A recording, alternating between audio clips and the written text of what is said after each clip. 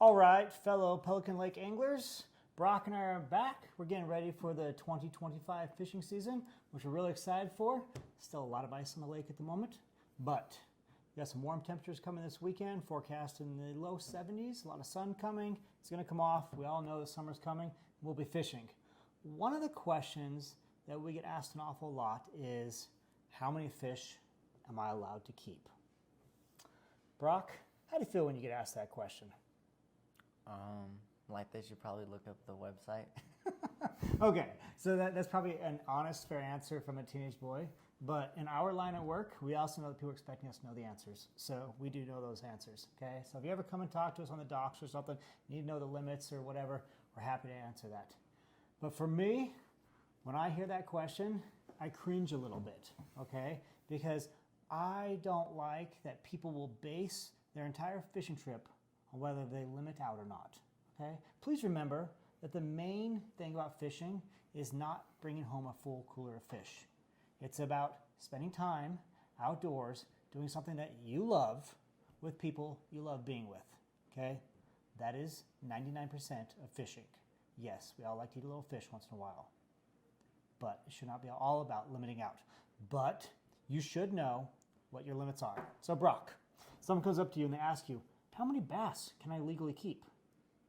6, including both smallmouth and largemouth. Correct. Okay, that's combined limit there. It is 6. We're going to get into special regs in a minute.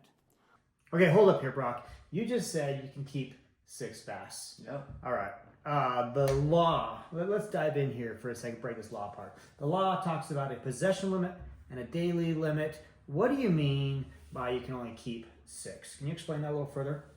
So the bass law is a possession daily limit, and you can only have 6 in your possession total, and you can only have 6 on the day. So you can't go home and eat 2 of them and then go back out the same day and catch 2 more, but you can go the next day. If you've already eaten part of them. Yeah. Okay, so he's right here. It's a daily limit, possession limit, whichever hits first. Once one is hit, you can't go over that, okay? So if you're catching walleye, like you just said, and you hit your limit on the day, you're done for the day on keeping. You can still keep fishing and throwing them back, okay? You can do catch and release at that point.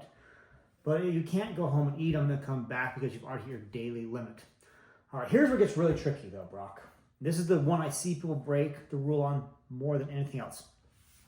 So you go out and you catch 6, whatever, bass, walleye, and you give half of them away to someone else. You know, some lady lives down the street and you give them some fish. Hey, here's for dinner tonight. Okay? And she doesn't eat the fish. She puts them in her freezer. Can you go back out the next day and catch 3 more to replace your limit? No. Okay, why not? You're correct. He is correct. By law, you cannot do this. Why? Because do you know? they're still in possession of someone. Yes, they're still in someone's possession. So there is a way to legally transfer possession of fish. There's a form. And in order to receive possession, the person has to have a license. Okay, I see this all the time. People share fish on limits. It's actually illegal. Okay, your limit allows you to possess a certain number that you caught until you consume them. All right, party fishing is actually illegal, where the group goes out and says, hey, there's 4 of us and we can get 6 each, so that's 24. We don't care who catches them, we got to fill in that 24. It is a limit for you as an individual angler, and we see that a lot of times happen with anglers on possession limits. Okay, so that's a breakdown of how that law works. Any other points or questions you want to talk about when it comes to limits or possessions? Okay. Walleye is a test to see how well Mr. Teenage Dock Boy here and part-time bass fishing guide knows his limits. All right, how many walleye can you legally keep on Pelican Lake? Also 6. Good. Stay easy. Okay, going up from here though, how many northern pike can you keep? 10. 10. Please go ahead, keep a few of those. I'm not really a big fan of them. Okay. Bluegills. 20. 20. Okay. Takes a lot of bluegills to make a meal. And crappie. 10 as well. All right. Those are major species that people usually ask us about. However, Not only do we have limits on those fish, we have some special regulations on Pelican Lake, okay? So the state has got regulations all over the place, but Pelican Lake has some special regulations. We have slots. Before we get into that, let's talk about the state slot on walleye, okay? Because the state does have a slot on walleye. And a lot of people ask me, why does Pelican Lake not have a slot? It's because the state already has a slot. They just don't call it a slot, okay? So the state regulations on walleye fishing are, you can keep one walleye over 20 inches long, okay? All the rest of them have to be under 20. So you get one over 20, you're done going over 20. Why do they do that? It's not so you can go out and harvest one big walleye. It's in case you want to mount a big walleye. Okay, please understand that's a trophy slot sort of thing there for them. Okay, Brock, can you tell us why it's so important that we release our big walleyes?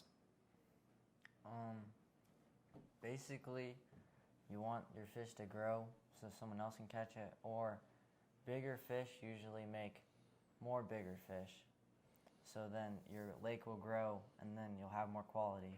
Yeah, so your bigger fish carry better genetics, okay? Just like human beings. You know, if you have two tall people, well, let's say they just get married. This is a family show here. They get married, they have children. What are you laughing at, bro? I don't want to make you blush on video here. Okay, so two tall people have a baby, it's more likely the baby's going to be tall. Bigger fish spawn, they're more likely to have bigger fish, all right? You do not have to explain that. Brock's where we're going to have a little birds and the bees talk here on the video. All right, so put the big fish back in. Cutting that out. Second, okay, females grow larger than males, particularly the walleyes. All right, so when you get a large walleye, it is more likely to be female than male, especially the larger they get. Your male fish slow down their growth pattern, where the females keep growing for longer at a faster rate. Okay, so you catch a 28-inch walleye, there's almost zero chance that's a male. Your males are smaller. Okay, so please put them back. Those females are going to be able to carry more eggs. We want the fishing to be good. All right, so state regulations on walleye, and we have the slot there. Pelican Lake has slots on pike and bass. Now, a couple years ago, Brock and I took time, and we had signs made with the Pelican Lake Resort Association. Let's grab that sign there, Brock. And not only did we have these made, but Brock and I took these around the whole lake, and we put these on every single boat ramp on the lake, and every resort on the lake has had one of these handed out to them. Now they're bright yellow, high vis. You should be able to see these when you launch your boat. Okay, they're supposed to be posted at all resorts. So if you ever get a question of special regs, check out the signage at your landing. All right, so Brock is big-time bass fisherman. If you don't know Brock very well, he loves to bass fish, does a little bit of guiding for us, and big-time bass fisherman. What are the special regulations and slots for Pelican Lake on bass?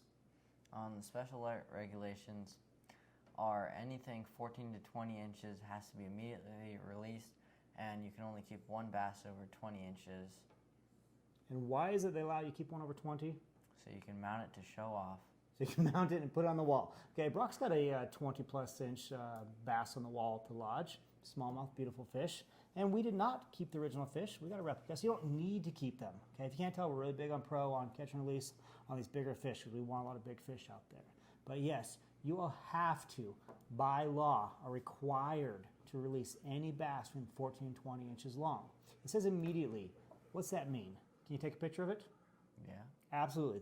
The DNR allows you to take a picture of it. You're allowed to have it out long enough to be measured and take a picture, but you cannot put it in the boat. That means you cannot put it in a live well. You cannot bring it back to shore to show somebody. You can't bring it back to a dock to have it measured. It has to be released. If a DNR officer comes by and checks you and you have one in your live well, you're going to get fined.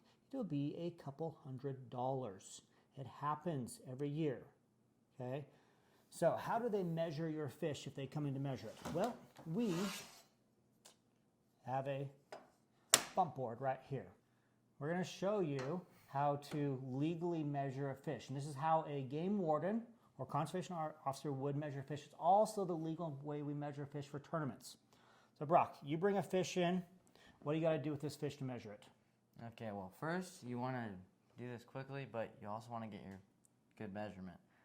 So first, you put the fish so the head is facing the lip.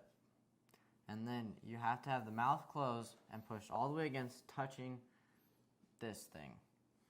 And then you put the fish on and you want to hold it down and just keep it there.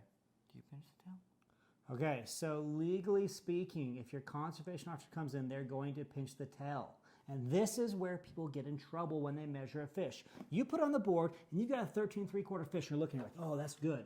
And the conservation officer comes in and pinches it and it crosses the 14. Okay, pinch the tail for a legal measurement. Your conservation officer is allowed to do that, and they often do. All right, so pinch the tail. But like Brock is saying, mouth closed up against the board, it has to be there. If it crosses the 14-inch mark, you got to throw it right back. Okay, the bass, really, in my opinion, we shouldn't be eating very many of them anyway. That's a sport fish, but I know there's people out there that do, and you're legally allowed to, so we're not going to rail on you for that. But if you're going to do it, you need to do it correctly. Same with any fish, mouth closed, tail pinched. Now, we've seen problems with this, actually, the mouth being closed in some of our tournaments the past couple of years on Pelican Lake. We do have those, okay? If the mouth is open, that's not a legal measurement. All right, so your bass, 1420, must be released. The pike one's a little bit more complicated, okay? How's that slot and limits work out? So basically, 22 to 26 has to be immediately released, but you can have 10 of them under there, but you can only have 2 over 26. Okay, so 22 to 26 inches is protected. And like Brock says, you can keep 10 pike if they're under 22 inches long, but if they're over 26, you're only allowed to have 2 of them be over. 2 of the 10. 2 of the 10 be over. All right, so that's how you measure fish on here. Most of the boats, rentals on the lake, all the resorts have got measuring tapes. They're called slot tapes on their boats. I've seen them. We have them on all of our rental boats for you. It shouldn't be a complicated thing. You measure if it's in those illegal sizes, enjoy the catch, take your picture, put it right back. Why? This is what people always ask me. Adam, why do you guys have to have so many rules? Why does Minnesota have so many rules? Why does Pelican Lake have extra? Why? Well, basically, they want the fish in the lake. Okay, Minnesota wants to protect fishing, and all your resorts on Pelican Lake want to protect fishing.